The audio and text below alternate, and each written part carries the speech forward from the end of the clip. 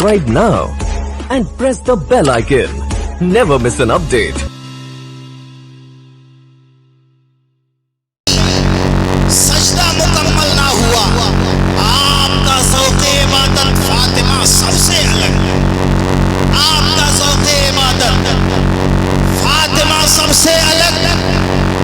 और भी कुछ औरतें आई थी मक्के से, मगर और भी कुछ औरतें आई थी मक्के में, मगर ऐ हलीमा सादिया आपकी किस्मत अलग। प्यास है, पानी है, कब्ज़ा है। प्यास है, पानी है, कब्ज़ा है, मगर इनकार है। हज़रत अब्बास का हौसला सबसे अलग। हज़रत अब्बास का हौसला सबसे अलग। और एक शेर आप नौजवानों के हवाले कर रहा हूँ। गुस्ल देने के लिए उतरा था फरिश्तों का हुजूम। गुस्ल देने के लिए आया था फरिश्तों का हुजूम। है शहीदों में जनाबे हंज़ला सबसे अलग। है शहीदों में जनाबे हंज़ला सबसे अलग। तर्जमे औरों ने किए कुरान के, मगर ऐ मेरे अहमद रजा आपका तर्जमा सबसे अलग। नारे तकबीर, नारे रिसालत, मसलके आला हजरत, फैज़ाने आला हजरत।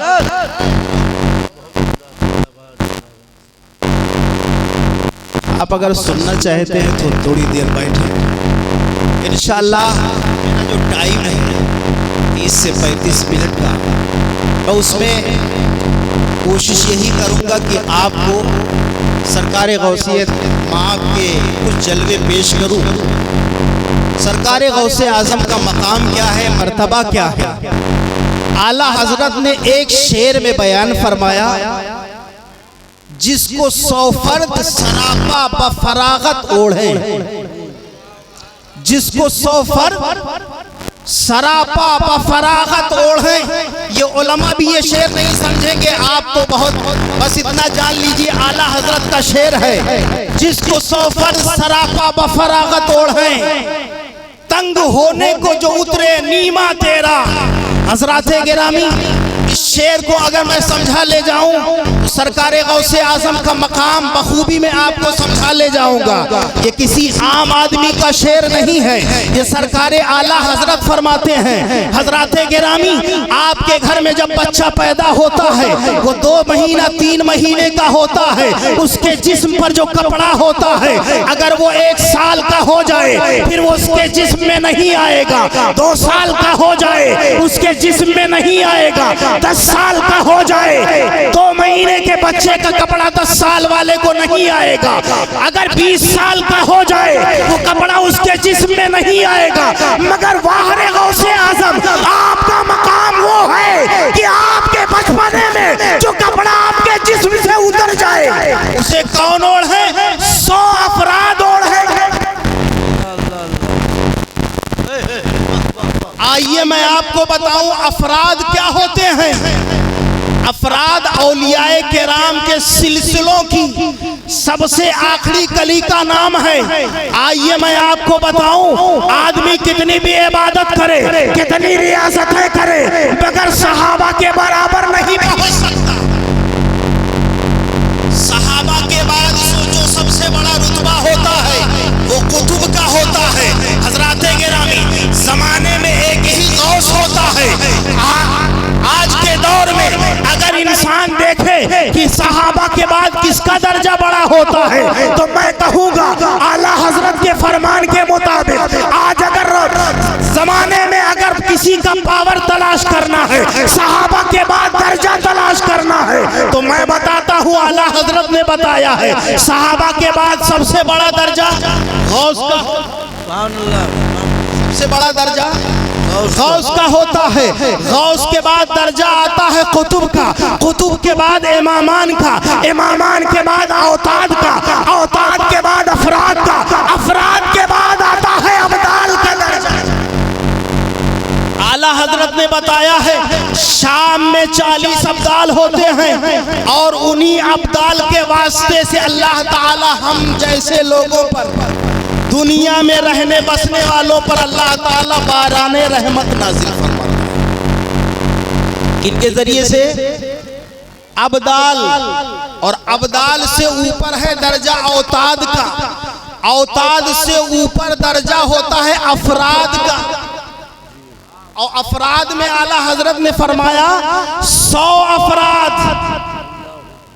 जैसे आप मिसाल के तौर पर यूं समझें, हिंदुस्तान की जो हुकूमत चल रही है एक ही वजीर आजम है, उसके मातहत तमाम वज़रा होते हैं, कलमदान बटा हुआ है, किसी के पास वित्त मंत्रालय है, किसी के पास विदेश मंत्रालय है, किसी के पास गृह मंत्रालय है। इसी तरह से इस पूरी कायनात का निजाम परवरदिगारे आलम जो चलाता है इन्हीं औलियाए किराम के सिलसिले से चलाता है, क्योंकि बारिशें भी होती है, हवाएं भी चलती हैं, रोजियां भी आती हैं, इंसान के अज़मत और रिफात का मर्तबा भी बुलंद होता है। ये सब दर्जे कौन देता है? अल्लाह तबारक व तआला ने इन औलियाए किराम को मुकर्रर किया। अल्लाह अल्लाह अल्लाह। गौसे आजम का मकाम मैं आपको बताना चाहता हूँ। आला हजरत ने फरमाया जिसको 100 फर्द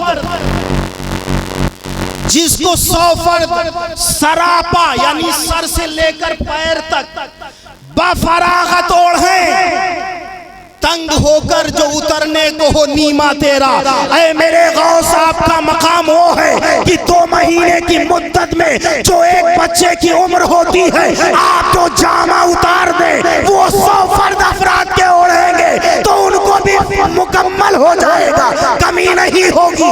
ये मेरे आला गौसे आजम के बचपने का मकाम है। अभी मेरे गौसे आजम बचपने के आलम में हो तो ये अफराद उस दर्जे को नहीं पहुंच सकते। ये जो अब्दाल के ऊपर दर्जा औताद का होता है, औताद से बड़ा दर्जा अफराद का होता है। 100 अफराद के बारे में आला हजरत ने फरमाया है, 1-2 नहीं। और अब्दाल के ताल्लुक से रिवायत में आया है अब्दाल ही वो दर्जा होता है जो सिर्फ हजरत खिज़र की आंखों से गायब हो सकता है,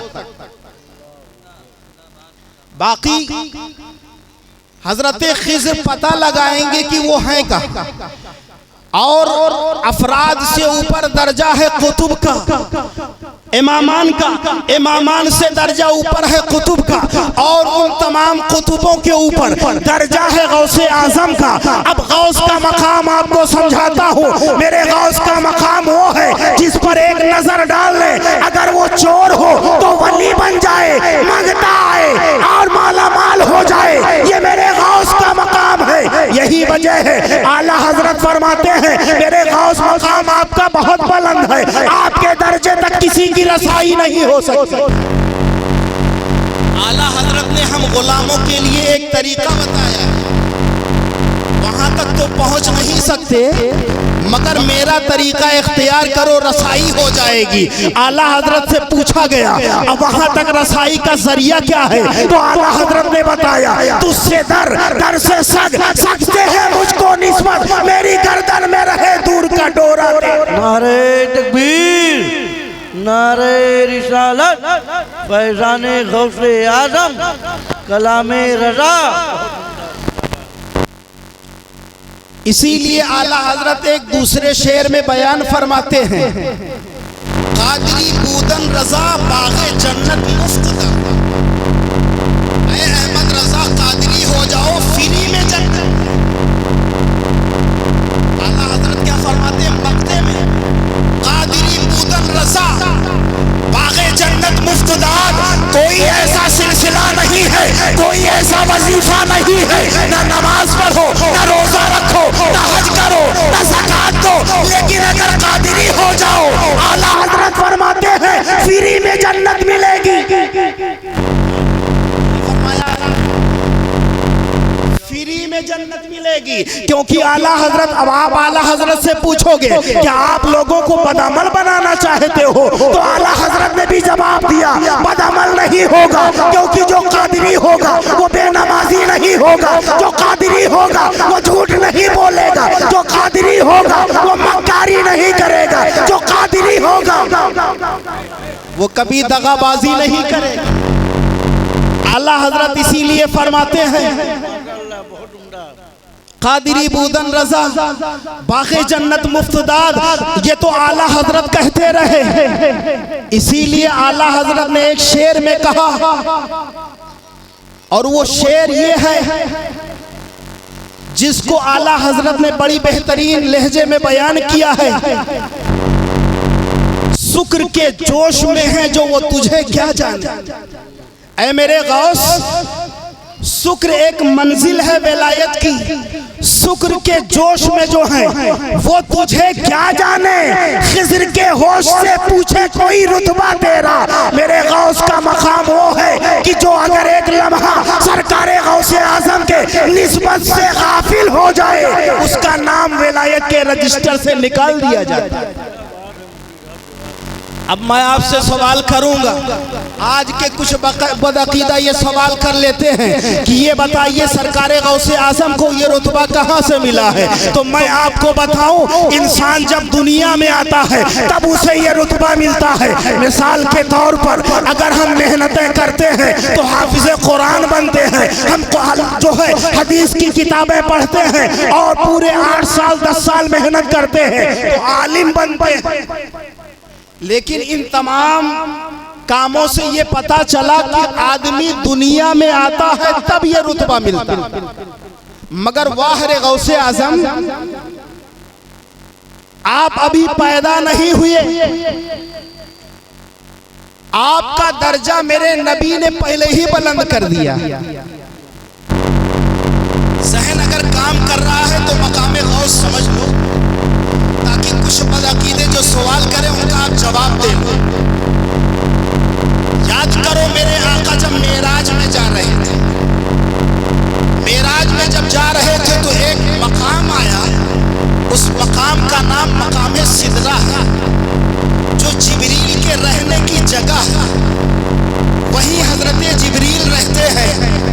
और जब सिदरा पे मेरे आका पहुंचे, हजरत जिब्रील अमीन ने कहा, जिसको हजरत शेख सादी बयान फरमाते हैं, अगर यकसरे मुए बरतर परम फरोखे तजल्ला बसोजत परम, अगर एक कदम भी आगे बढ़ाता हूँ अल्लाह के अनवारो तजल्लियात से मेरे बालों पर जल जाएंगे। ऐ मेरे आका, मैं आगे नहीं जा सकता। बुराक ने भी साथ छोड़ दिया, जिब्रील ने भी साथ छोड़ दिया।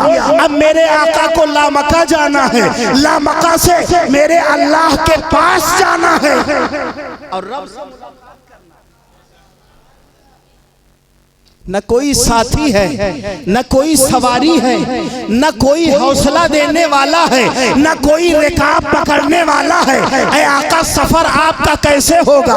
उस वक्त सरकारे गौसे आजम आलमे रूहानियत में थे, आ गए, सरकार की बारगाह में अपनी गर्दन पेश कर दी।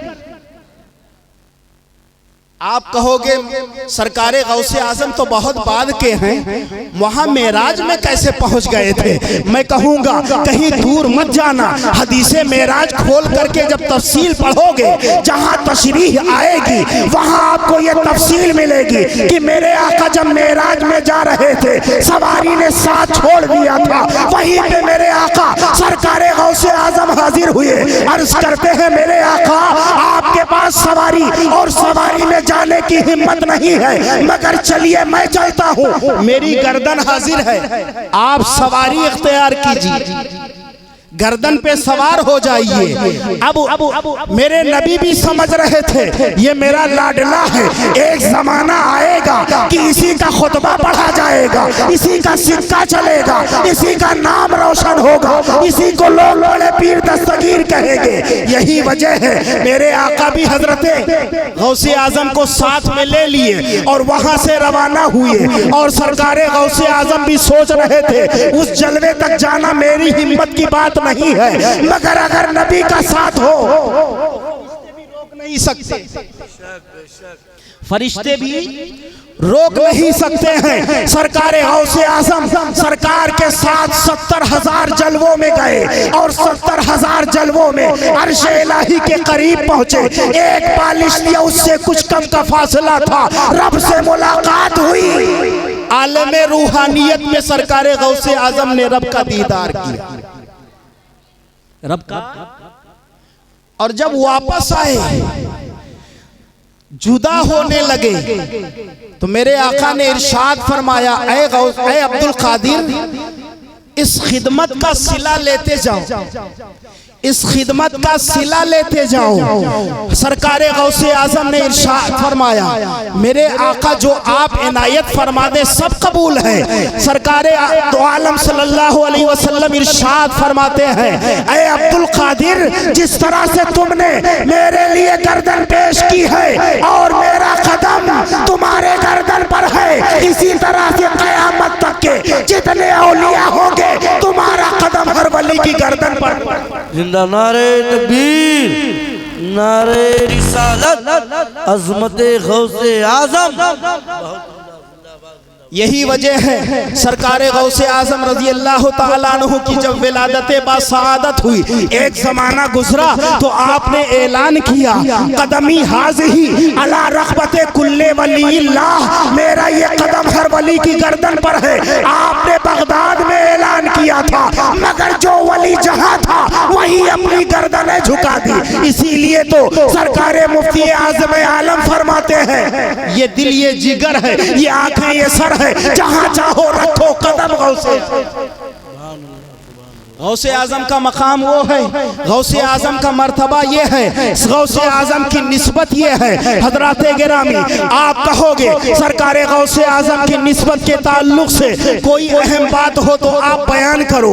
मैं कहूंगा सरकार गौसे आजम की निस्बत जिसे हासिल हो जाए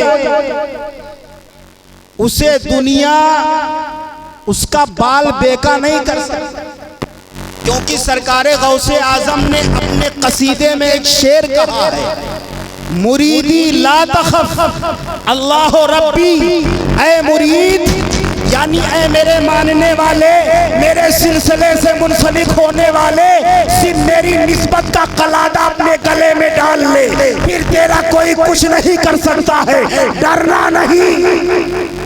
इसीलिए आला हजरत फरमाते हैं, क्या दबे जिसमें हिमायत का हो पंजा तेरा, शेर को खतरे में लाता नहीं कुत्ता तेरा।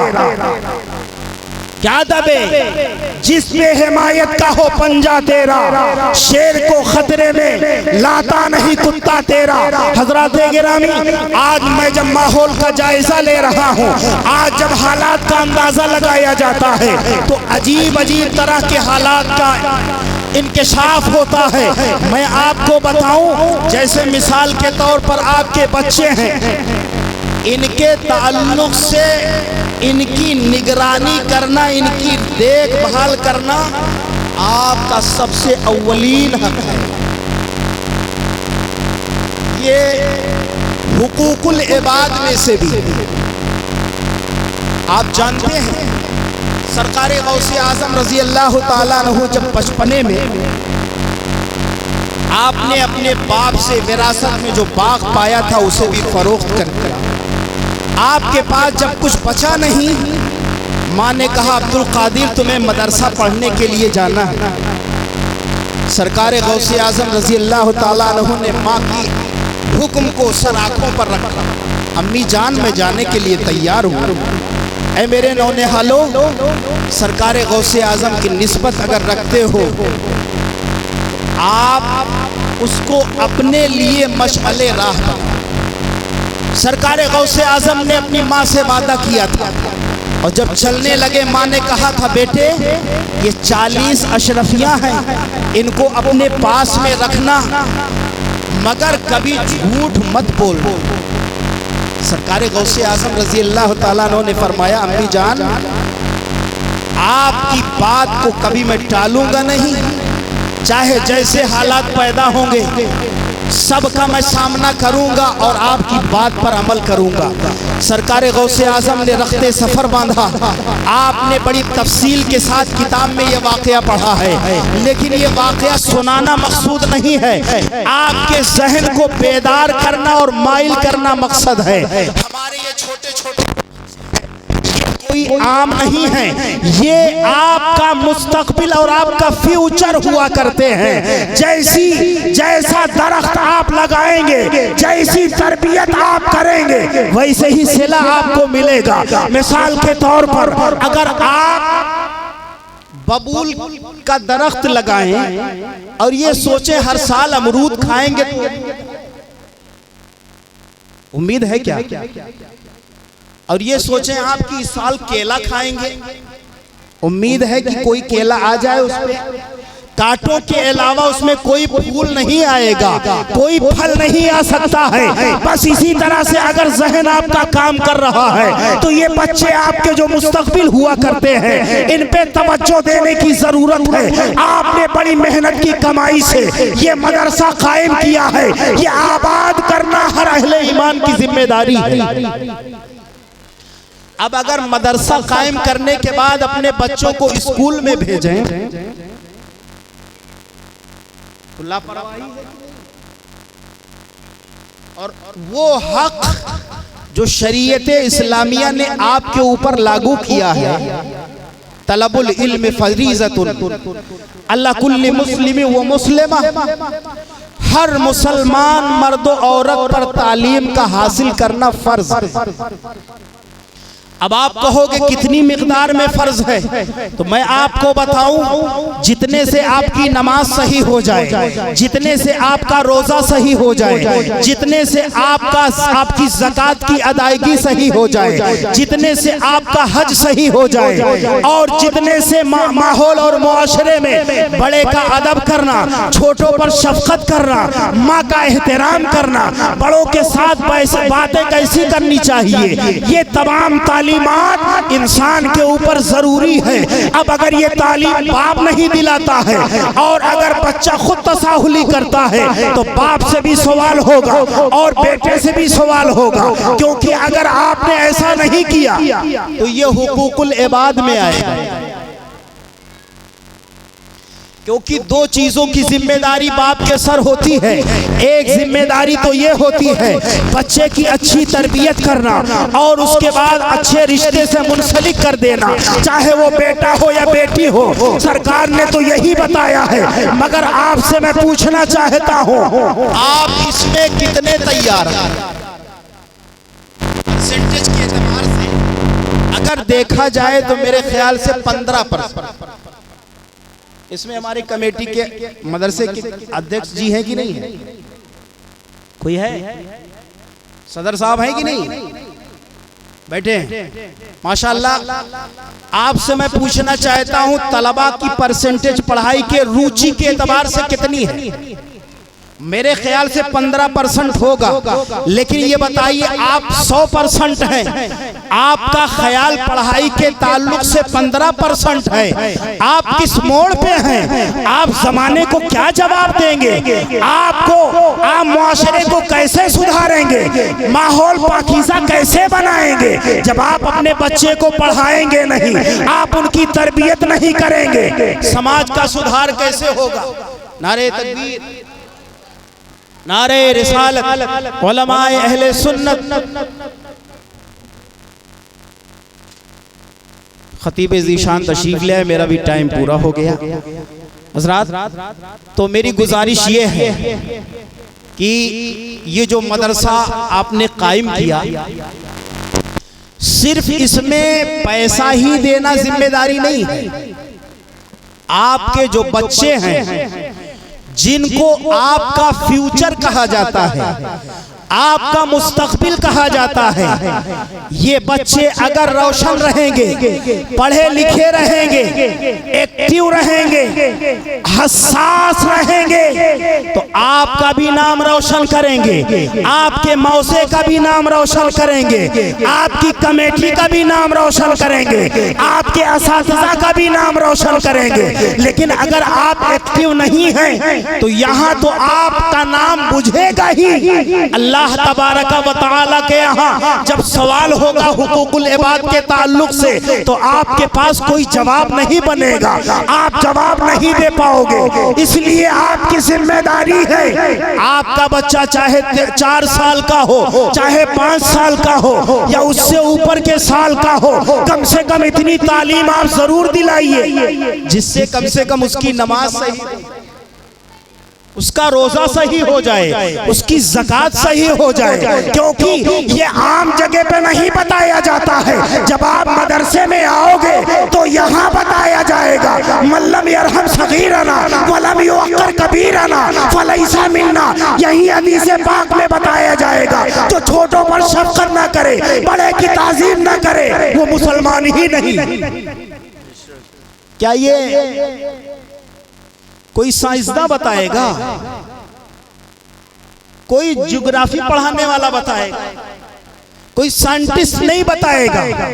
अगर बताएगा तो कुरान की किताब बताएगी, अगर पता चलेगा तो हदीस बताएगी। कि यही वजह है आज जैसे जैसे कुरान की आयत से, कुरान की तिलावत से, अहादीस मुबारका के पढ़ने से, उलमा से जैसे जैसे हम दूर होते जा रहे हैं, आज वैसे वैसे हम शर्मसार होते जा रहे हैं। आज हमारा वकार नहीं है, हमारा मर्तबा नहीं है, हमें शर्मसारी से हम किरान होना होता है। आज यही वजह है, हमारे माहौल का बच्चा जब खड़े होकर के पेशाब करता है तो शर्म भी आती है, कहना भी पड़ता है, आज भी जो हो बराहीम सईमा पैदा आग कर सकती है पैदा। आज कुरान के पैगाम को हमने न भुलाया होता, ये जमाना न जमाने ने दिखाया होता। आओ मैं आपको बताऊं, मौलाना मुजम्मिल साहब जिस मदरसे में, आप जिस मदरसे में बैठे हैं, यहाँ आप आएंगे तो यहाँ वो सबक पढ़ाया जाएगा, मल्लम यरहम सगीरना वलम युअक्कर कबीरना फलैसा मिन्ना। जो बड़े की ताज़ीम न करे, छोटों पर शफ़क़त न करे, चाहे जितनी नमाजें पढ़े, क्योंकि मेरे आका फरमाते हैं इस्लाम की बुनियादी चीजों में ये है, ताकि अगर, और इस्लाम ने ये भी बताया है जब माहौल मुआशरा से गुजरा करो तो अपनी निगाहें नीची रखा करो। ये कोई दुनियादार नहीं बताएगा, ये कुरान की, ये अल्लाह की किताब बताएगी, रसूल का फरमान बताएगा कि ऐ लोगों जब समाज में रहा करो और लोगों के दरमियान रहा करो तो अपनी निगाहें, इसलिए कि आंख से इशारा होता है, दिल से हरकत होती है, गुनाह का जन्म होता है। लेकिन आपने ये तो सारी सोच बदल दी कि हमारा बच्चा जब CMS में पढ़ेगा तो अप टू डेट होगा। मगर मैं आपको बताऊं, आपका जब इंतकाल होगा तो कुल हुवल्लाह शरीफ यही उलमा पढ़ेंगे। आपका वो बच्चा नहीं पढ़ने आएगा जो इंजीनियर बन के दिल्ली में बैठा हुआ है, अमेरिका में डॉक्टर बन करके बैठा हुआ है, जिसके पीछे आपने पूरी प्रॉपर्टी लगा दी है, पूरी जिंदगी का सरमाया लगा दिया है। वो आपकी कब्र पे खड़े होकर के कुल हुवल्लाह शरीफ नहीं पढ़ेगा। अगर पढ़ेंगे तो मौलाना अकमल साहब पढ़ेंगे, कारी मुजम्मिल साहब पढ़ेंगे, या असातिज़ा पढ़ेंगे, तब आपके लिए दुआ होगी, वरना कोई दुआ करने के लिए तैयार नहीं होगा। और इन उलमा की कदर करो। हजराते गिरामी, बड़ा अफसोस ये हुआ, कारी मुजम्मिल साहब ने तैयारी की मगर किसी ने हौसला नहीं दिया, किसी ने। अफसोस तो इस बात का है, कारी मुजम्मिल साहब ने 3 दिन मेहनतें की है, आपको शायद एहसास हो ना हो, लेकिन इनको एहसास हुआ कि आज हमें अपने कौम को बेदार करना है। आज जब जायजा ले रहा हूँ तो क्या देखता हूँ, ये पूरा गांव है इतना बड़ा, परसेंटेज के एतबार से 100% इसमें आबादी है, 100% नहीं तो कम से कम 90% है, लेकिन परसेंटेज के एतबार से जब तलबा का आंकड़ा निकाला गया तो तलबा कितने मिले? 15%। बाकी तलबा कहाँ गए? बाकी तलबा गए कहाँ गए? तो मैं आपसे पूछूंगा कि आपने तलबा को काम पे आपने लगाया, लगाइए काम पे, लेकिन कम से कम 1 घंटा 2 घंटा, 1 घंटा अरबी के लिए, 1 घंटा उर्दू के लिए निकाल लेते तो ये बच्चा आपको गाली नहीं देता। यही बाप जब बुढ़ापे की दहलीज पे कदम रखता है, बाप कहता है मेरे बेटे आज मेरे लिए दवा लाना है, बाप बेटा उलट करके जवाब दे देता है अगर मेरे पास पैसा होगा तो ले आऊंगा, नहीं तो आप जानिए आपका काम जाने। हजरात गिरामी, ये जवाब आपको किस बुनियाद पे मिला? मैं कहूँगा आपने जो अंग्रेजी तालीम दिलाई है उसकी बुनियाद पे मिला है। अगर आपने कुरान की तालीम दिलाई होती तो कुरान तो ये कहता है वला तकुल लहुमा उफ़िन वला तनहरहुमा, माँ बाप जब कलाम करे तो उनके बात का जवाब ना दो और झिड़को नहीं। और ये तो नहीं, तो जवाब नहीं देगा तो करेगा क्या?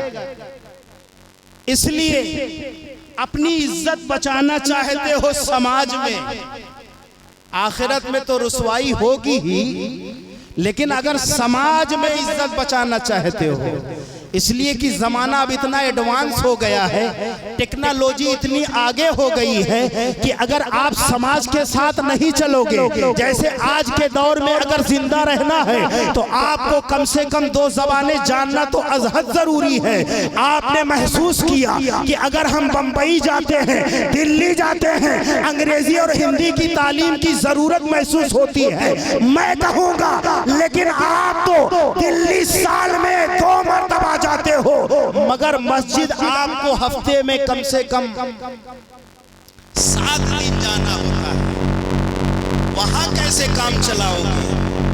इमाम के पीछे पढ़ लिया तब तो नमाज किसी तरह हो गई, लेकिन अगर तन्हा पढ़ने की बारी आई तो ना तो आप सूरह फातिहा पढ़ पाओगे ना सूरह नास पढ़ोगे। जब ये पढ़ोगे ही नहीं आपकी नमाज होगी ही नहीं।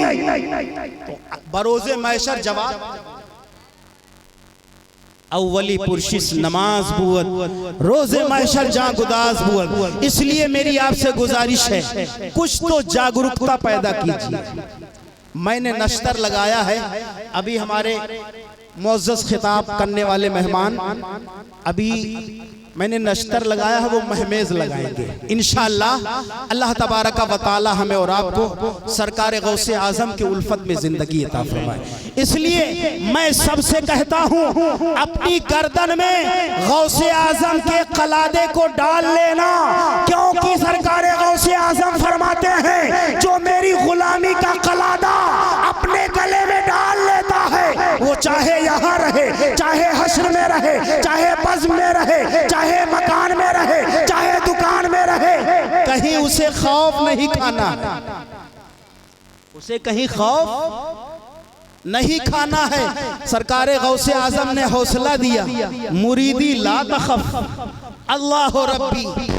और मेरे गौसे आज़म फरमाते हैं मेरा चाहने वाला चाहे जहां रहे, गैड़ावा तो बहुत दूर है और इससे मशरिक में कहीं भी आप चले जाइए, सरकार गौसे आज़म फरमाते हैं नजर तो इला बिलादिल्लाहि जमान का खरदलतिन अला हुक्म इत्तिसाली, कायनात के जर्रे जर्रे को मैं ऐसे ही देखता हूँ जैसे हथेली पर राई का दाना हो। इसीलिए शायर कहता है तेरे मैकदे में कमी है क्या, जो कमी है ज़ौक़े तलब में है, जो पीने वाले हो तो आज भी वही बादा है वही जाम है। बारगाहे गौस में किसी चीज की कमी नहीं है, बस कमी आ गई है तो हमारे अंदर। आज हमने ये सोचा है बस गौसे आजम का मुर्गा खाओ मस्त रहो, मगर अगर ऐसे ही मस्त रहोगे, गौसे आजम की तरफ फरियाद नहीं करोगे तो पस्त हो जाओगे। इसलिए जहां कहीं रहो ये नारे लगाते रहो, मेरे गौस आपने सबको सहारा दिया है, मुझे भी सहारा दे दीजिए। इसीलिए सरकारे आला हजरत फरमाते हैं, सरकारे आला हजरत के शहजादे मुफ्ती आज़म आलम फरमाते हैं, ये दिल ये जिगर है, ये आंखें ये सर है, जहां चाहो रखो कदम गौसे आजम। आइए मैं एक आखिरी बात बयान करके आपके दरमियान से रुखसत हो जाता हूं। आज लोग सरकारे गौसे आजम को मजाक बनाते हैं, इसी वजह से उन्हें फैज नहीं मिलता है। सरकारे गौसे आजम का मकाम हमने नहीं समझा है, मगर आओ आला हजरत से समझे, आओ आला हजरत से समझे कि उनके दिल में सरकारे गौसे आजम का मकाम कितना है। और ये कहीं आम जगह नहीं है, सवानह मुहद्दिसे आज़म हिंद में लिखा हुआ। कौन मुहद्दिसे आज़म? जो लोग कचौचा शरीफ गए होंगे वो लोग जानते होंगे कि एक बहुत नामवर हस्ती गुजरी है मुहद्दिस। आप जब हजरत मुहद्दिस सूरती रहमतुल्लाह अलैह के यहाँ फारिगुत तहसील हुई है, सनद फरागत हासिल की, घर आए वतन, घर वालों से मशवरा किया कि तालीम मुकम्मल हो गई, मगर घर वालों ने कहा मुहद्दिस आज़म अभी आपको और तालीम हासिल करना है। तो उन्होंने कहा तालीम तो मेरी मुकम्मल हो गई, अब इसके अलावा आला तालीम देने के लिए अगर कोई अबकरी शख्सियत हो तो निशानदही करो। घर वालों ने बताया बरेली में एक इमाम रहता है, उसके इल्म की इंतहा नहीं है, चाहे जितना नापोगे, चाहे जितना अंदाजा लगाओगे, कोई इंतहा ही नहीं। वहां चले जाओ, तालीम हासिल करना, पढ़ने के बाद आना तो दीन की खिदमत करना तो जिंदगी भर है। सरकारे मुहद्दिसे आज़म हिंद वहां से रवाना हुए और कहां गए? आला हजरत रजी अल्लाह ताला अन्हु की बारगाह में इल्म हासिल कर। और जब हाजिर हुए, हफ्ता अशरा गुजरा, सरकारे आला हजरत न्याज दिलाते थे सरकारे गौसे आजम की। एक रोज का इत्तेफाक है, सरकारे आला हजरत ने न्याज दिलाई सरकारे गौसे आजम की और तबर्रुकात बांट रहे थे। थोड़ा सा तबर्रुक, चने से भी छोटे हिस्से का तबर्रुक जमीन पे गिर गया। सरकारे मुहद्दिसे आजम देख ही रहे थे, अभी सोच ही रहे थे कि ये अभी हुक्म करेंगे, या तो गुलाम को कहेंगे उठा ले आओ, या तो अपने हाथ से उठाएंगे। मैं यही देखता रहा, मगर आखिर में क्या देखता हूँ, सरकारे आला हजरत ने न किसी नौकर से कहा, न किसी खादिम से कहा, न किसी तालिबे इल्म से कहा, न किसी अपने साथी से कहा, बल्कि और न अपने हाथ से उठाया, बल्कि वहां पे झुक करके अपनी जबान जमीन से लगाई और जबान से उस तबर्रुक को उठाया।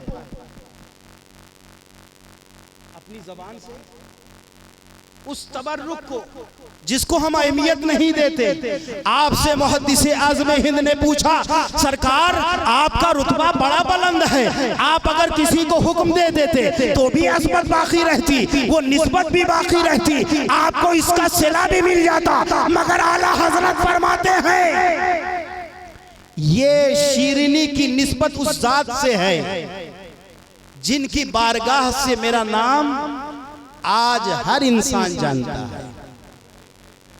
इसीलिए आला हजरत फरमाते हैं तुझसे दर, दर से सग, सग से है मुझको निस्बत, मेरी गर्दन में रहे दूर का डोरा तेरा। आला हजरत ने मक्ते में कलम तोड़ करके कहा, तेरी सरकार में लाता है रजा उसको शफी जो मेरा गौस है और लाडला बेटा तेरा। सरकार गौसे आजम के मकाम को हम और आप नहीं समझ, इसलिए मेरी गुजारिश है कि आपके ये छोटे छोटे बच्चे, वादा हाथ उठा दीजिए, कितने लोग हैं जो पढ़ाइए, आप इंग्लिश मीडियम से जरूर पढ़ाइए, क्योंकि मल्लम यारिफ आहला ज़मानी फवा, जो जमाने के हालात को न जाने, जमाने के हालात को जानना भी बहुत बड़ी चीज है, इसलिए कि अगर जो जैसे हालात हो उस हालात के हिसाब से जिंदगी गुजारनी चाहिए। अगर आज के दौर में टेक्नोलॉजी आगे है तो टेक्नोलॉजी की तालीम हासिल करना, क्योंकि अगर हम हासिल नहीं करेंगे तो अपने सामने वाले का जवाब कैसे देंगे, इसलिए सीखना भी जरूरी है। तो आप लोग वादा कीजिए बच्चों को भेजेंगे कि नहीं भेजेंगे? कितने लोग भेजेंगे, कितने लोग नहीं भेजेंगे? अरे यार सोच रहे हैं आप, ये हुकूकुल इबाद की बात हो रही तो सोच रहे हैं। हुकूकुल इबाद जब तक बंदा माफ नहीं करेगा रब भी माफ नहीं कर सकता। मैंने हुकूकुल इबाद बयान किया इसलिए कि उतनी तालीम का हासिल करना हर मुसलमान मर्द औरत पर फर्ज है। और जब तालीम ही नहीं होगी तो नमाज कैसे होगी, तालीम ही नहीं होगी तो रोजा कैसे होगा, तालीम ही नहीं होगी तो हज कैसे होगा, तालीम ही नहीं होगी तो ज़कात कैसे अदा करेंगे। इसलिए तालीम हासिल करो और इन असातिज़ा के दाएं बाएं बाजू बन जाओ। ऐ मौलाना अकमल साहब, आप आगे चलिए, रात में भी पढ़ाइए, दिन में भी पढ़ाइए, मेरे बच्चों को आलिम बनाइए। बताइए, हाथ उठा करके बताइए, पढ़ रहे हैं, पढ़ाएंगे कि नहीं पढ़ाएंगे? अभी भी सोच रहे हो।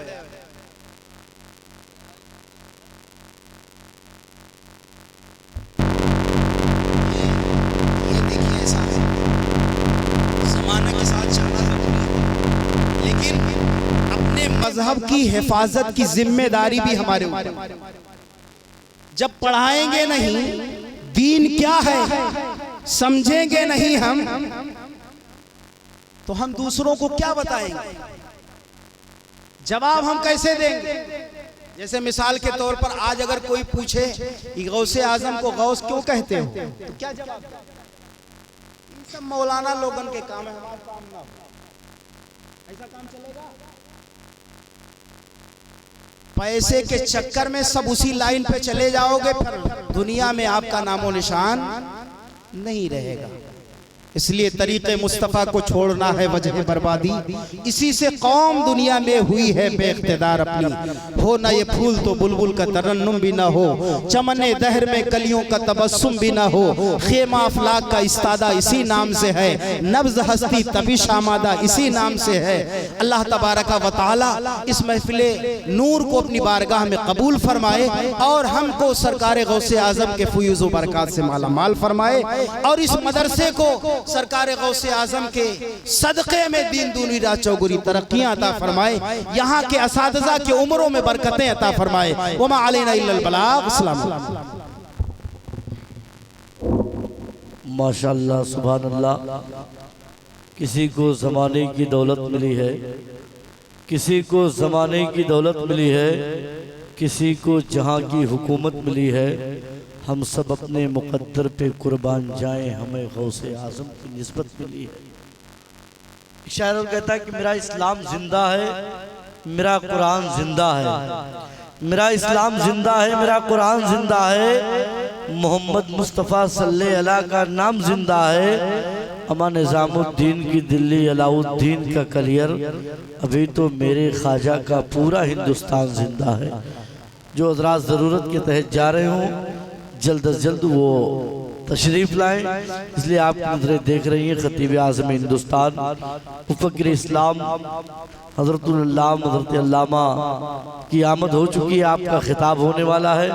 लिहाजा तमाम हज़रात से गुजारिश है कि अफरा तफरी का माहौल बिल्कुल आप हज़रात न बनाएं।